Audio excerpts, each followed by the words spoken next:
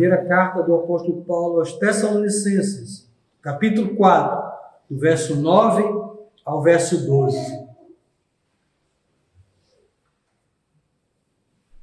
No tocante ao amor fraternal, não há necessidade que eu vos escreva, porquanto vós mesmos estáis por Deus instruídos que deveis amar-vos uns aos outros. Na verdade, estáis praticando isso mesmo para com todos os irmãos em toda a Macedônia. Contudo, vos exortamos, irmãos, a progredirdes cada vez mais e a diligenciardes por viver tranquilamente, cuidar do que é vosso e trabalhar com as próprias mãos, como vos ordenamos, de modo que vos porteis com dignidade para com os que são de fora e de nada venhais a precisar. Amém. Amém. Oremos. Senhor, ilumina nossa mente e coração para a compreensão e para vivermos a Tua palavra, para a honra e glória do Teu santo nome, nós oramos, confiados em Ti, em nome de Jesus. Amém. Amém. Conforme vimos no domingo passado, irmãos, Paulo encerrou as questões relacionadas à sua experiência em Tessalônica, desde o momento em que ele esteve entre eles, até o momento em que se viu obrigado a deixá-los. Nesse capítulo 4, o apóstolo Paulo dá início às suas últimas palavras aos irmãos da Tessalônica. Os primeiros apelos e exortações feitos dizem respeito a aspectos práticos e morais sobre a conduta desses irmãos. Embora já estivessem se conduzindo de forma agradável a Deus, eles deveriam progredir cada vez mais, visto que a vida cristã é uma caminhada que tem início a partir do novo nascimento, mas ela não fica estagnada. Pelo contrário, ela deve se desenvolver ao longo de sua jornada até o retorno do Senhor Jesus, motivo pelo qual o apóstolo Paulo sempre conecta a vida vivida do lado de cá com a vida no porvir. Nessa primeira sessão, que vai do verso 1 ao verso 8, Paulo desenvolve o tema da santificação, ou consagração com relação à vida sexual, o que implica em amar a Deus e amar ao próximo. Os tessalonicenses deveriam se abster da impureza sexual, não do sexo, tendo domínio dos desejos carnais descontrolados, ou seja, a luxúria. Ele diz no verso 4 deste capítulo, que cada um de vós saiba possuir o próprio corpo em santificação e honra. Esta seria uma postura contrária à prática regular dos pagãos, o que, na verdade, os tessalonicenses foram antes de conhecerem a Deus. Ele, por isso, nos diz no verso 5, não com o desejo de lascívia, como os gentios que não conhecem a Deus. Agindo dessa maneira, os tessalonicenses jamais causariam danos a si próprios e ao irmão, ou violariam a confiança deles.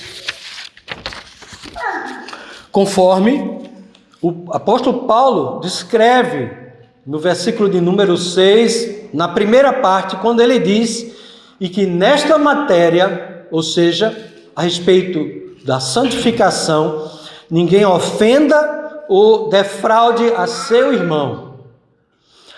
As razões dadas pelo apóstolo Paulo para que eles se conduzissem de forma pura com relação aos apetites sexuais, de maneira a agradar a Deus e honrar o próximo, foram 4. Em primeiro lugar, ele diz no verso 6, na parte B, que Jesus é o vingador daqueles que vivem na prática da impureza. Portanto, haverá um momento em que Jesus, na sua vinda, vingará pelos seus aqueles que viveram na prática da impureza.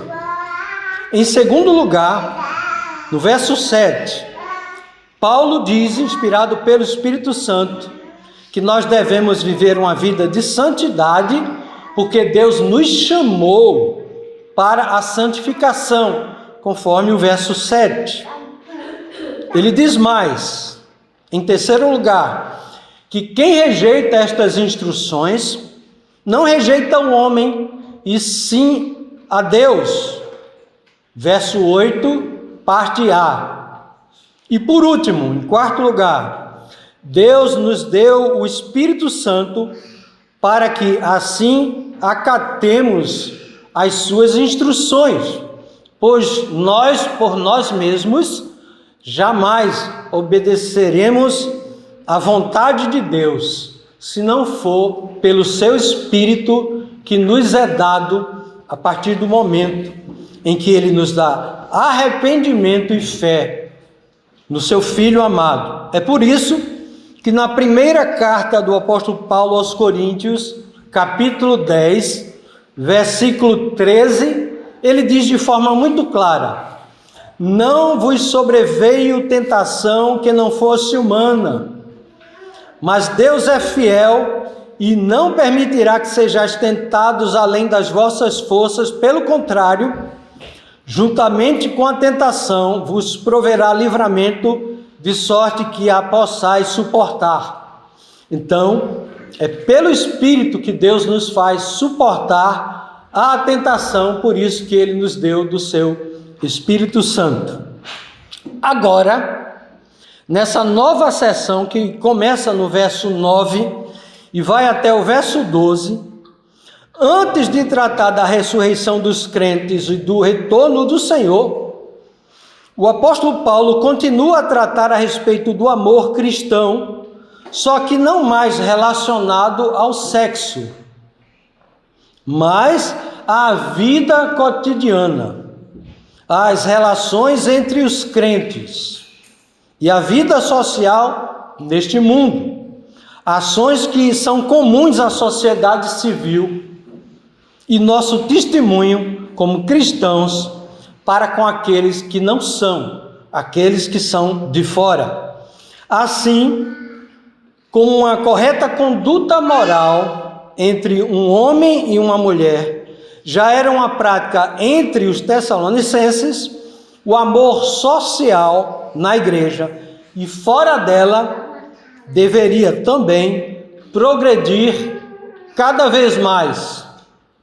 Diferentemente da ignorância por parte dos tessalonicenses com relação ao que irá ocorrer com o corpo dos crentes que já faleceram por ocasião da segunda vinda de Jesus, no tocante ao amor fraternal, os tessalonicenses não somente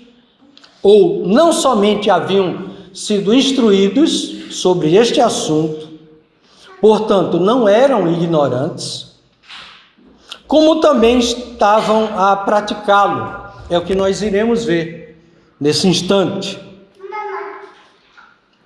A ortodoxia e a ortopraxia eram coisas presentes na vida deles, na prática do amor, e isto deveria crescer cada vez mais. Portanto, é sobre este assunto que o apóstolo Paulo vai tratar entre os versos 9 e 12. Repetindo, é um assunto que é tratado, mas é um assunto do qual eles já tinham conhecimento. E não somente um conhecimento intelectual a respeito da verdade, já era uma prática entre eles um amor fraternal. Entretanto, este amor fraternal que já estava presente, sendo eles novos convertidos, deveria crescer, deveria amadurecer, deveria se desenvolver cada vez mais. Diferentemente daquilo que veremos, se Deus quiser, no próximo domingo, com relação à volta do Senhor Jesus Cristo e à ressurreição dos mortos. Observe o verso 13, quando ele diz: não queremos, porém, irmãos, que sejais ignorantes com respeito aos que dormem, ou seja, aos que já morreram. Eles eram ignorantes quanto a detalhes desta questão da ressurreição do corpo. Entretanto, com relação ao amor fraternal, eles já tinham conhecimento. Leiamos, portanto, novamente o verso 9 até a primeira parte do versículo 10 deste capítulo 4 desta carta. Ele diz assim: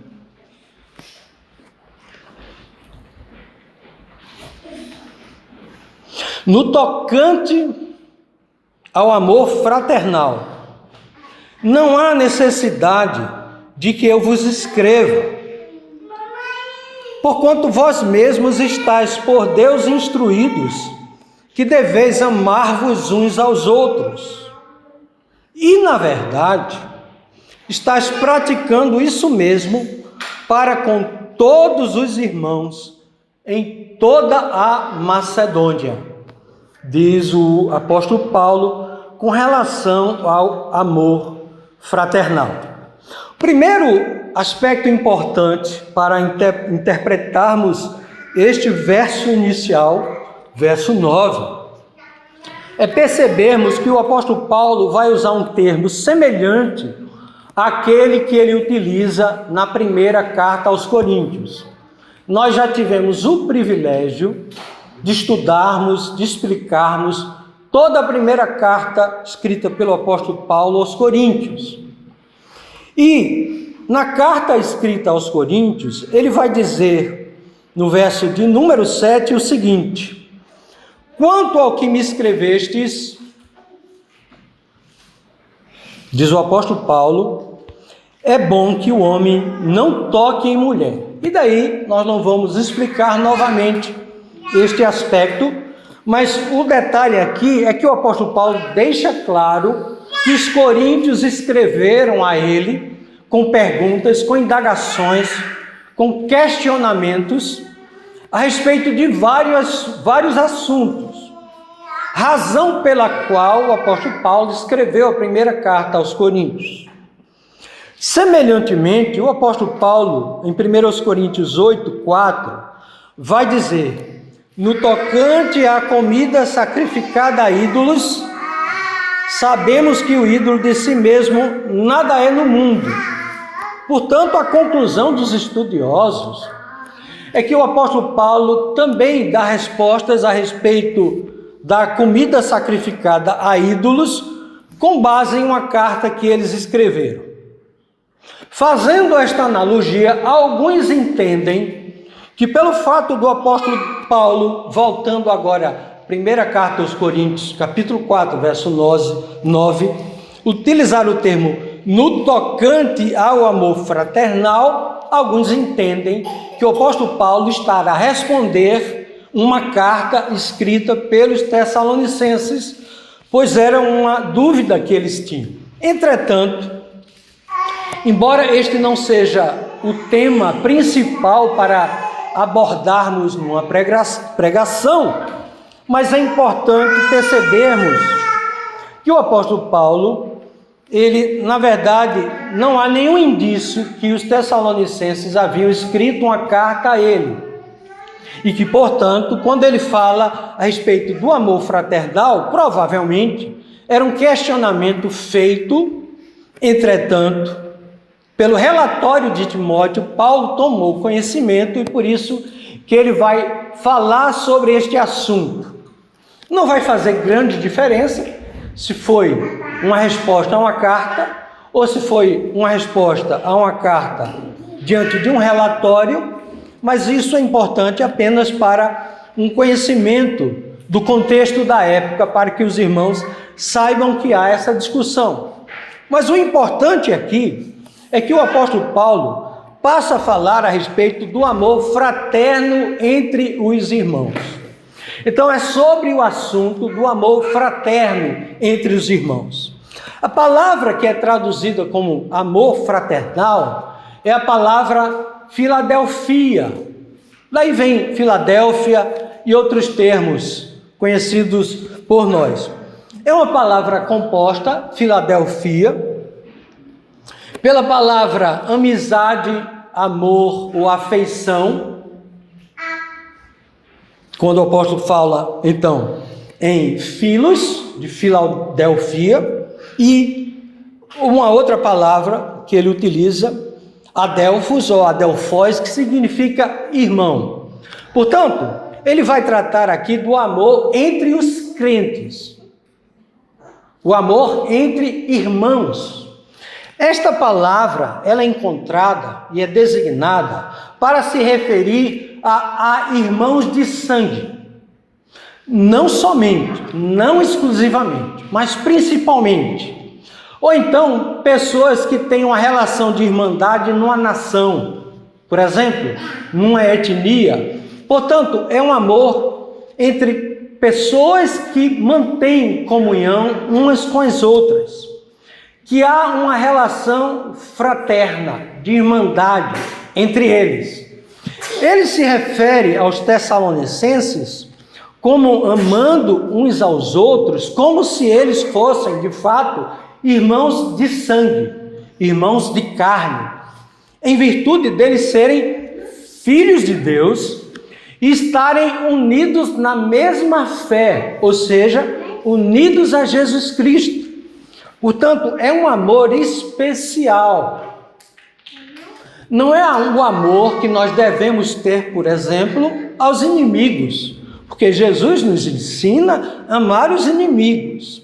Mas este amor fraterno, Filadelfia, é um amor especial. É um amor no qual há uma grande afeição entre nós, irmãos em Cristo.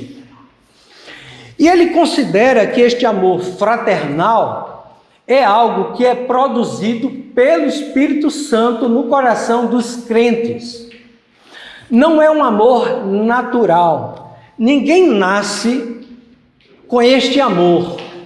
Este amor é um amor sobrenatural, produzido pelo Espírito Santo. Daí a conexão entre o verso 9 e o verso de número 8, quando ele diz que ele também vos deu o seu Espírito Santo.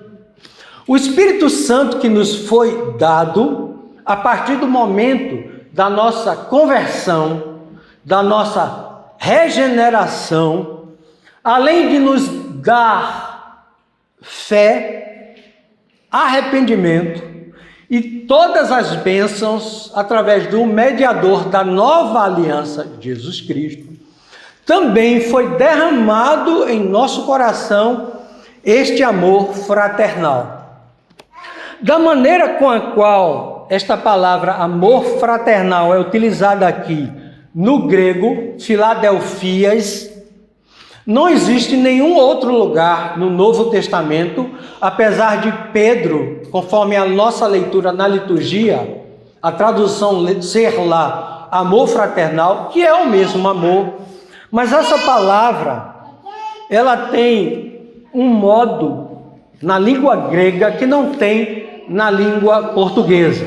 Se chama um modo genitivo, ou seja, é um amor que tem uma origem, que tem uma fonte, que produz esse amor. Daí a interpretação que esse amor fraternal aqui é um amor derivativo do próprio Deus. É aquele amor que a Bíblia diz, Deus é amor. Então é da essência de Deus o amor, é da propriedade de Deus o amor. O amor faz parte das, digamos assim, características do próprio Deus. Ele não é fruto de uma coisa externa, mas Deus, na sua natureza, Ele próprio é amor. Este amor de Deus, que é próprio dele, que se origina dele, que se fundamenta nele, é derramado em nossos corações. Então é sobre este amor especial que o apóstolo Paulo diz que os tessalonicenses já possuíam por uma natureza regenerada. Alguém que não esteja unido a Cristo não tem este amor. Ele não nasce com ele.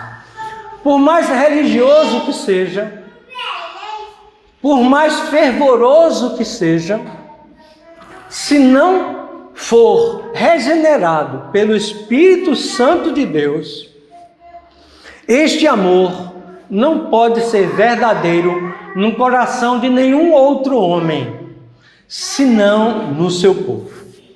Daí a nossa responsabilidade como cristãos, de amarmos uns aos outros, como Ele nos amou. Isto é possível, humanamente falando? Não. Isto é impossível. O homem natural não pode produzir isto por mais esforço que ele faça. Portanto, daí uma responsabilidade grande, nossa, de praticarmos este amor, porque ele é uma evidência de que nós somos eleitos de Deus, ou por Deus. Se você, que é cristão, protestante, presbiteriano, reformado, se diz um eleito de Deus, você deve evidenciar este amor no seu dia a dia, de uma forma ou de outra. Mas este amor deve ser manifesto, porque ele é da natureza do cristão. Ele é genitivo. Ele tem uma origem a partir do novo nascimento. Ele é gerado em nosso coração. Este é o ensino do apóstolo Paulo. Na sua carta aos Gálatas, no capítulo 5, verso 22 e 23, um texto bem conhecido, ele diz assim: mas o fruto do Espírito é amor. Portanto, o amor que ele fala aqui é um amor produzido pelo Espírito, porque o fruto do Espírito é o amor. Não é meramente ou externamente viver em pureza, mas é viver a realidade deste amor. O apóstolo Paulo e o apóstolo João vai fazer essa mesma referência. Diz assim, por exemplo, na primeira carta do apóstolo João, no capítulo 4, versículo 7. Amados, amemo-nos uns aos outros, porque o amor procede de Deus. E todo aquele que ama é nascido de Deus e conhece a Deus. Ele é nascido de Deus, gerado por Deus ou de Deus, e ele conhece a Deus. Então observe que é o amor que procede de Deus, não é um amor qualquer. É o amor agapau, ou ágape, como nós conhecemos. HP é este amor que o apóstolo Paulo fala como um amor fraternal. Nesta mesma primeira carta de João, no mesmo capítulo 7, no verso seguinte ele diz: aquele que não ama não conhece a Deus. Por quê? Porque Deus é amor. Então observe a conexão que há entre o amor de Deus e o amor daqueles que professam fé em Jesus Cristo. Ainda, no verso 12 da primeira carta do apóstolo João, capítulo 4, ele diz assim: ninguém jamais viu a Deus.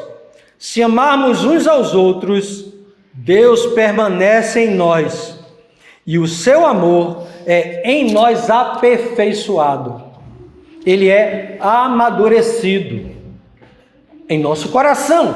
É exatamente isto que o apóstolo Paulo nos ensina na primeira carta aos Tessalonicenses, conforme a leitura. E por último, irmãos, ainda no verso 20 do capítulo 2 da primeira carta de João, quando ele diz assim: e vós possuís unção que vem do Santo, que é Jesus Cristo, e todos tendes conhecimento. Esta unção é a unção do Espírito Santo.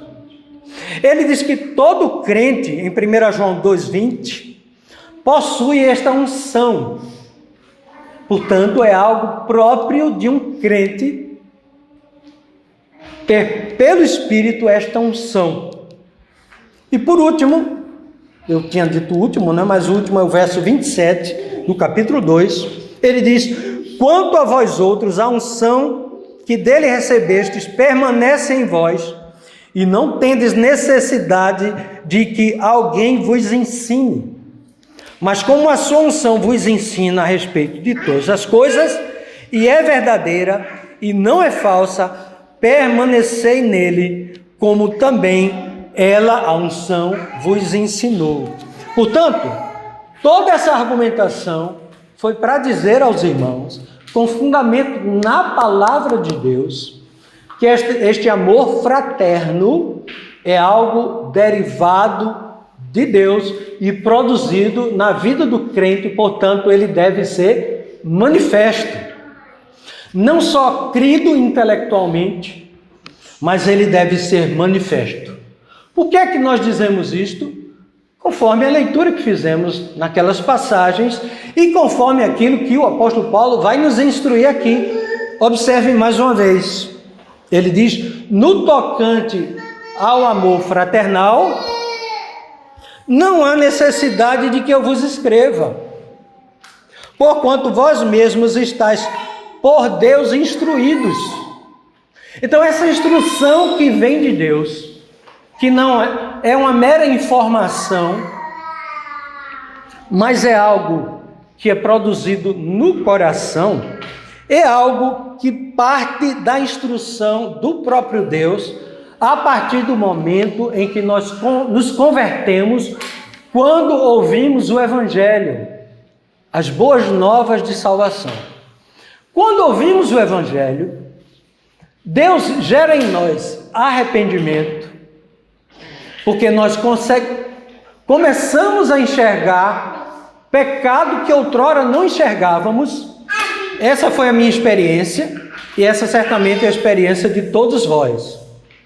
Eu não enxergava muitas coisas quando, ouvindo o Evangelho de uma forma misteriosa, Deus me tocou, os meus olhos foram abertos.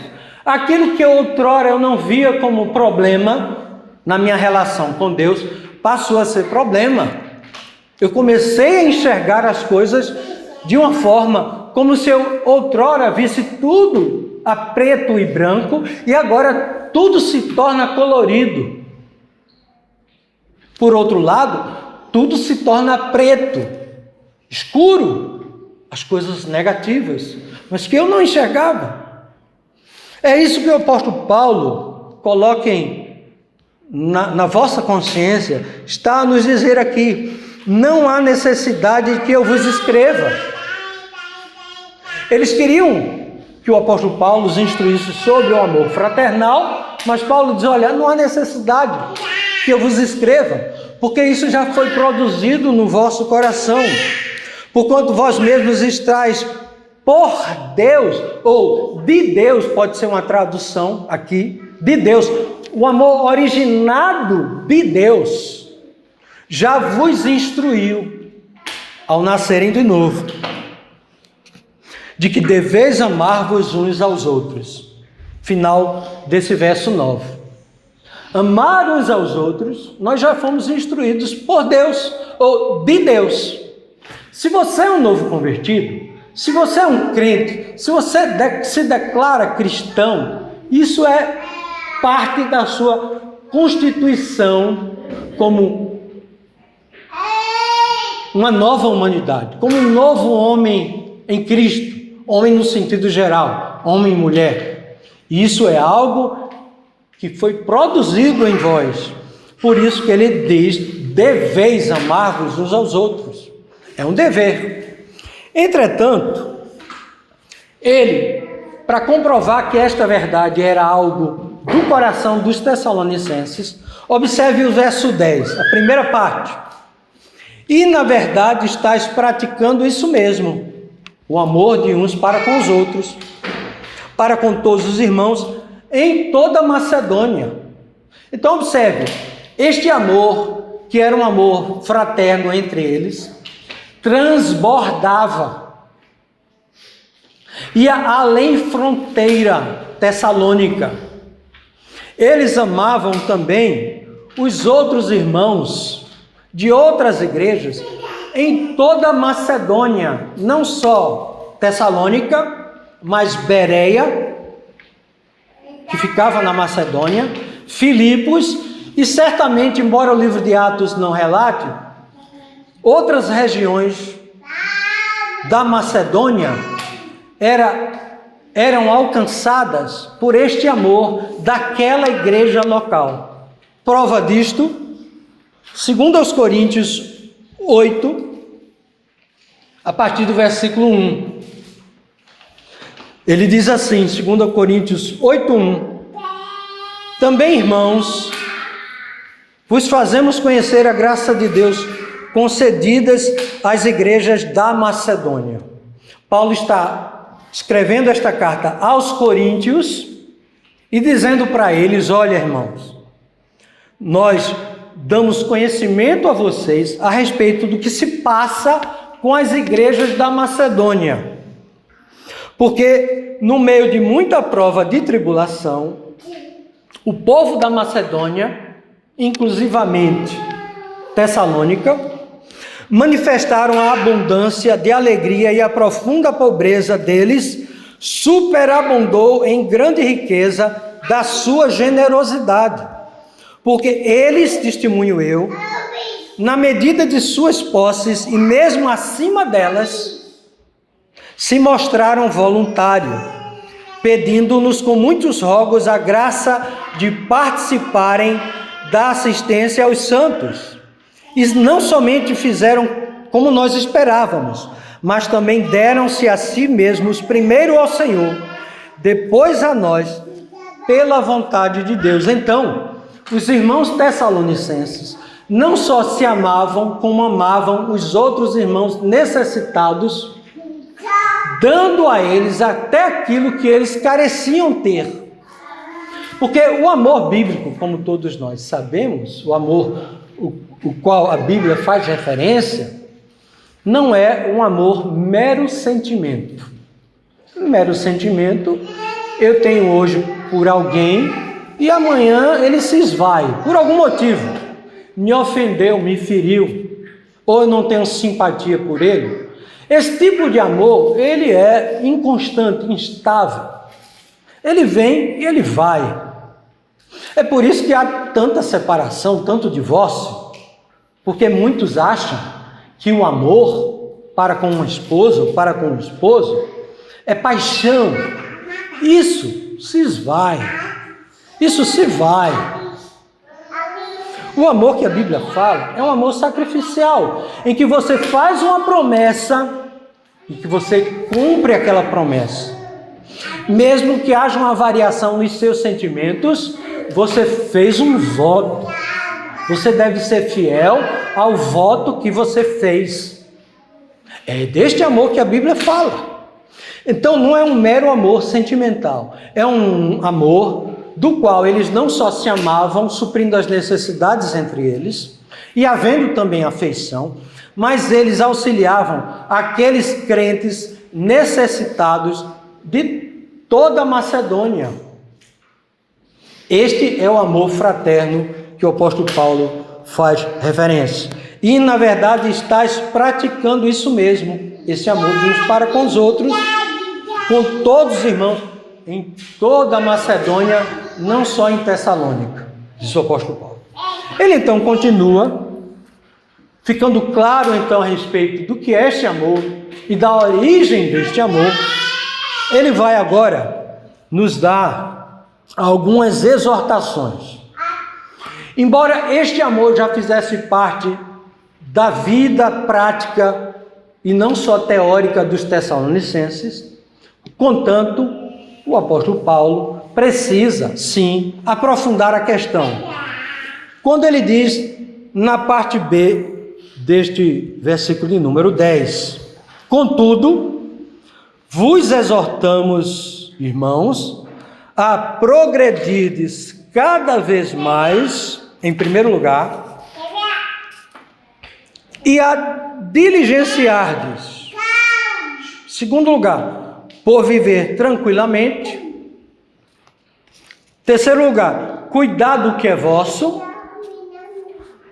Quarto lugar, trabalhar com as próprias mãos, como vos ordenamos. Apesar deles terem este amor no coração, derramado pelo Espírito, apesar deles praticarem este amor, eles precisam crescer, se desenvolver. Porque os irmãos sabem da diferença que é a sua vida cristã hoje com a sua vida cristã quando você se converteu. Você era um bebê, você era uma criança, quando nasceu de novo, quando se tornou um crente em Cristo Jesus. Você era um ignorante em muitos aspectos da vida, apesar de ser uma nova criação em Cristo Jesus. Mas você não sabia de muitas coisas. Quem sabe você até se precipitou na evangelização, na maneira de lidar com essa nova realidade da sua vida. Falou coisas talvez equivocadas, por exemplo, sobre o retorno do Senhor Jesus Cristo. Falou até que haveria um arrebatamento secreto, coisa que depois você descobriu que a Bíblia não ensina isso. Enfim, tantas coisas, não é? De ordem teológica e de ordem prática. Você se desenvolveu. Paulo diz, olha, a vida cristã não deve ficar estagnada. Você deve se desenvolver, crescer na graça e no conhecimento do Senhor Jesus Cristo. Não é isso que Pedro diz? Paulo repete aqui. Vocês devem desenvolver. E ele vai colocar isso em termos práticos, esse desenvolvimento. Quando ele diz, progredirdes cada vez mais e a diligenciardes, ou seja, ser ambicioso em fazer a vontade de Deus. Não seja ambicioso para ser rico,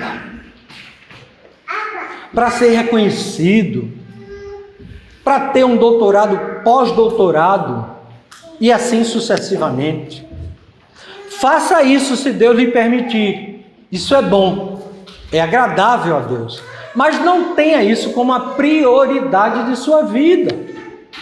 Estas coisas são as maneiras pelas quais Deus coloca alguns homens e mulheres para servi-lo melhor. Mas isto é um meio de glorificar a Deus, não é o fim em si mesmo. A ambição que o apóstolo Paulo fala aqui, ou seja, o esforço ambicioso, deve ser movido pelo amor. Deve ser movido pelo amor. Não basta ter uma ambição, precisa ter uma motivação correta para esta ambição ser um modo pelo qual você deve servir melhor a Deus, se desenvolver. Por isso que ele diz, a diligenciardes por viver tranquilamente. Esta palavra tranquilamente pode ser traduzida como quietude, como sossego ou como silêncio. Ou seja, você não vai viver a debater com os irmãos, não vai viver em intrigas, mesmo que teológicas. Os tessalonicenses, eles tiveram um problema na sua caminhada cristã. Eles tinham um conceito equivocado a respeito da ressurreição. Nós iremos tratar disso a partir do próximo domingo. Eles achavam que Jesus viria na geração deles. Eles criam na iminência da volta do Senhor Jesus Cristo, a ponto de muitos entre eles deixarem o emprego, deixarem o trabalho, negligenciarem o trabalho. Passaram a viver, alguns deles, às custas de outros irmãos, quem sabe irmãos ricos que havia, e cruzaram os braços. Ora, por que trabalhar? Por que me esforçar, visto que Jesus vem? Esse era um dos problemas. E passaram a incomodar uns aos outros, provavelmente, à luz do que o apóstolo Paulo vai tratar aqui e na sua segunda carta. É possível. Não é claro isso, mas é possível à luz do contexto. E o que é que acontece? Eles não ficaram em silêncio nesse aspecto, tranquilos. Ficaram, como dizemos lá no Nordeste, né, aperreando uns aos outros. Era um aperreio entre eles. Então isso estava gerando perturbação na igreja. E Paulo diz, olha, se esforcem, tenham ambição para viver tranquilamente, em paz, em sossego uns com os outros, contrariamente ao amor fraterno. Observe o contexto. Isso, no original, significa mais ou menos o seguinte: quando você tiver uma discussão, um debate acirrado como estes, ou você desiste da discussão, ou fica calado, fica em silêncio. Eu aprendi isso ao longo da minha vida, não é? Eu era mais chato do que eu sou hoje. Então eu fui aprendendo que há vários níveis de maturidade cristã. E que não adianta você estar em debates sobre teologia ou alguns assuntos, como por exemplo o arrebatamento secreto, né? Que nós já sabemos que não tem muito fundamento bíblico. É apenas um exemplo, né? Talvez até não o melhor. Mas se há alguém que pensa assim, e você perceber que isso vai gerar intranquilidade, polêmica, não vale a pena. Porque não é uma questão fundamental. Você vai esperar um momento certo ou não. Você vai esperar a pessoa amadurecer. E se Deus lhe deu a oportunidade, e se for algo que não cause intranquilidade, desassossego, então com a sua maturidade. Paulo então diz, desenvolver isto.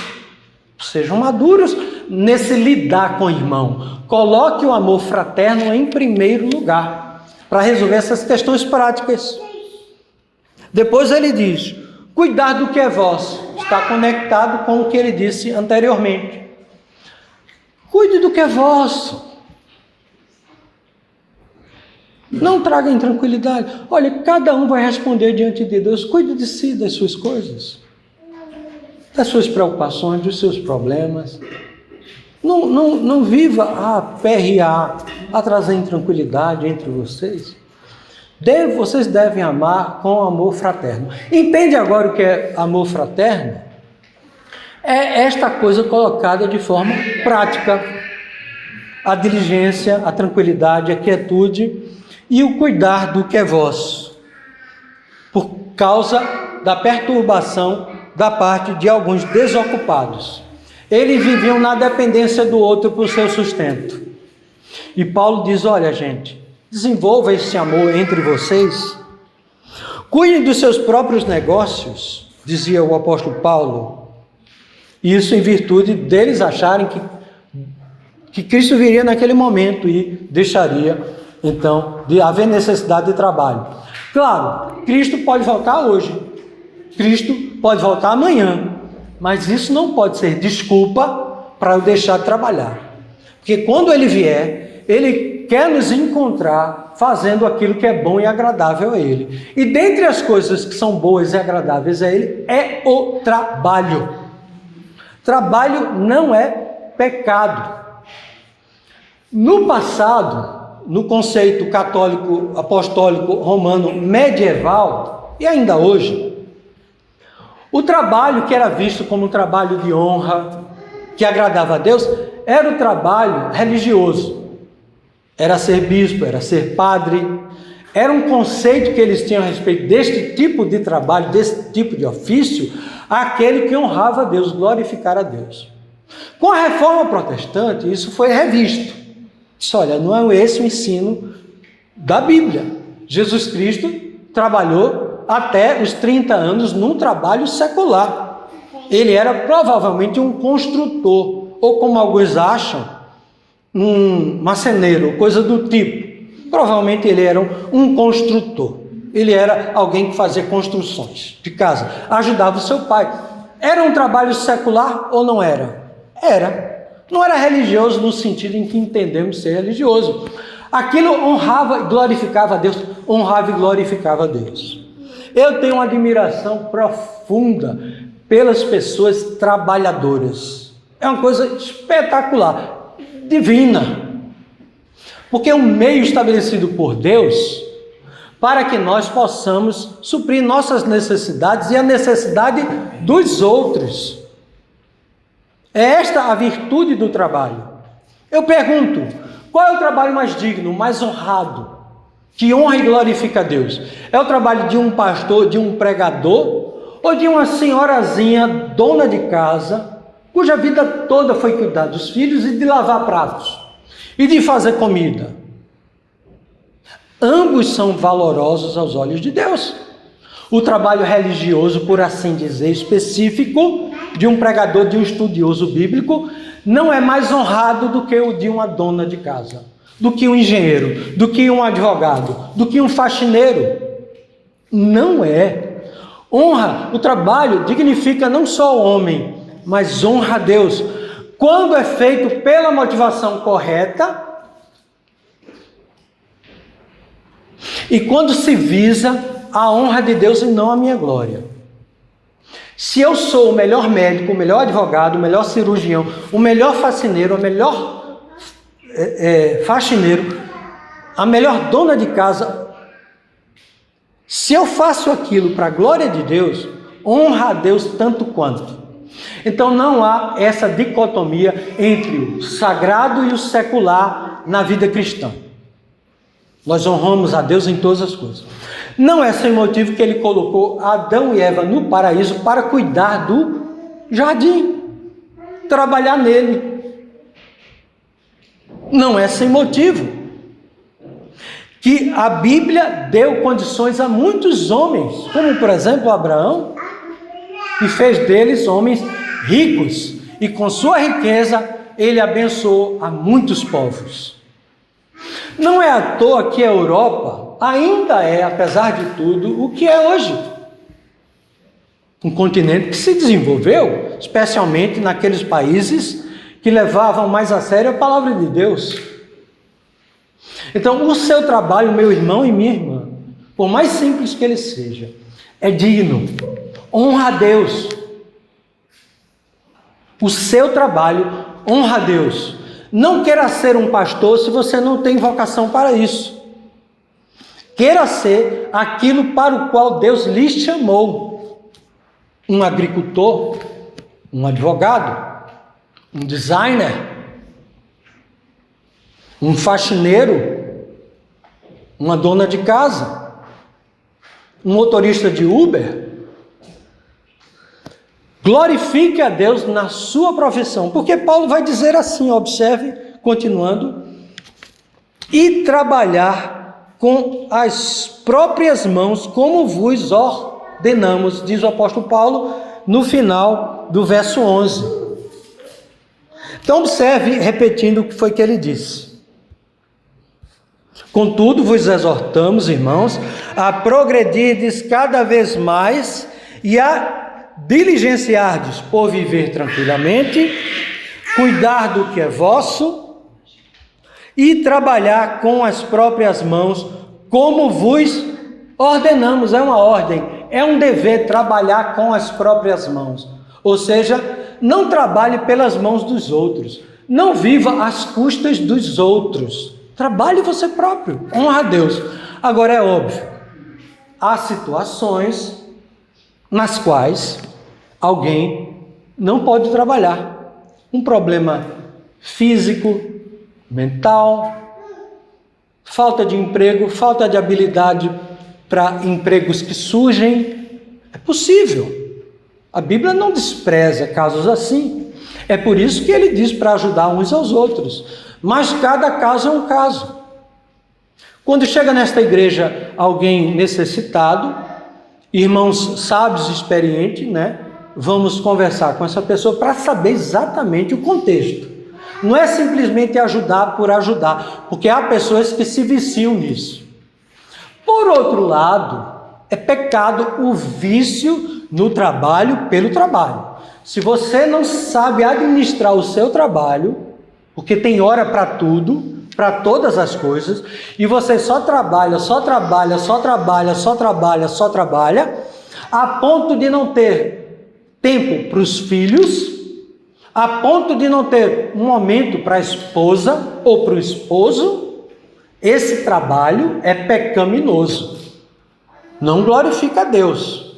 Então observe, sagrado e secular, não podemos fazer essa separação. O trabalho pela motivação correta, não podemos esquecer disto. Não é trabalho pelo trabalho. E por último, irmãos, verso 12, de modo que vos porteis com dignidade, ou seja, com decência, para com os de fora, e de nada venhais a precisar. Ficou claro? Nada venhais a precisar com relação a essas questões práticas. E que isso seja um testemunho, a sua decência no trabalho, a sua ética no trabalho, seja um modo das pessoas olharem para si e dizer: Paulo é diferente. Ele faz o mesmo que nós fazemos aqui. Ele ganha o mesmo salário, mas ele trabalha com diligência, com dignidade, com decência. Ele tem uma postura diferente. Esta é a maneira que Deus usa, muitas vezes, para atrair as pessoas a Cristo. Não é só o pregador no púlpito a pregar, é a sua vida diária. Por isso que nós entendemos que a evangelização não é só no púlpito, é no dia a dia. Por isso que nós entendemos que a igreja deve preparar os membros, as ovelhas, para atuarem onde estiverem. Nem todos terão o contato, ou, no caso, um pastor, um líder da igreja, com pessoas que você tem no seu hospital, no seu escritório, na sua escola. É você que tem esse papel. Você foi chamado para isso. Mas o preparo é dado na igreja. É por isso que Paulo escrevia tanta carta, para que eles desenvolvessem aquilo que já era próprio do cristão. É por isso então que o apóstolo Paulo encerra essa sessão, para depois sim tratar a respeito da ressurreição dos mortos, na vinda do Senhor Jesus Cristo, a partir do versículo 13, coisa que, se Deus quiser, iremos ver. Portanto, ele encerra assim: de modo que vos porteis com dignidade para com os de fora, e nada venhais a precisar. Jesus Cristo nos diz que aqueles que estão nele não vai lhe faltar nada. Pode faltar até dinheiro, pode lhe faltar até saúde, mas com Cristo e em Cristo não lhe vai faltar nada. No mundo tereis aflições, mas tende bom ânimo, eu venci o mundo. Que nós, enquanto Cristo não vier, possamos trabalhar para a honra e glória do seu nome, e ser um testemunho de Cristo na vida vivida do lado de cá, para que, quando estivermos do lado de lá, ele possa dizer: bem-vindo, filho meu, porque no pouco que eu te dei, tu fizeste florescer e prosperar. Que Deus assim seja glorificado no nosso meio. Amém. Amém. Oremos. Te damos graças por tua palavra que nos ensina e que nos instrui a que este amor fraterno é algo produzido pelo Senhor em nosso coração, mas que o Senhor quer que se desenvolva e que cresça. Pedimos que estas palavras não sejam meras palavras, mera teologia ortodoxa, mas que se converta e que se desenvolva na realidade cotidiana de nossa vida, para que vivamos como os cidadãos comuns deste mundo, mas de uma forma especial e diferente, visando honrar e glorificar o teu santo nome. Nós somos gratos por tudo isto, Senhor, em nome do Senhor Jesus Cristo. Amém.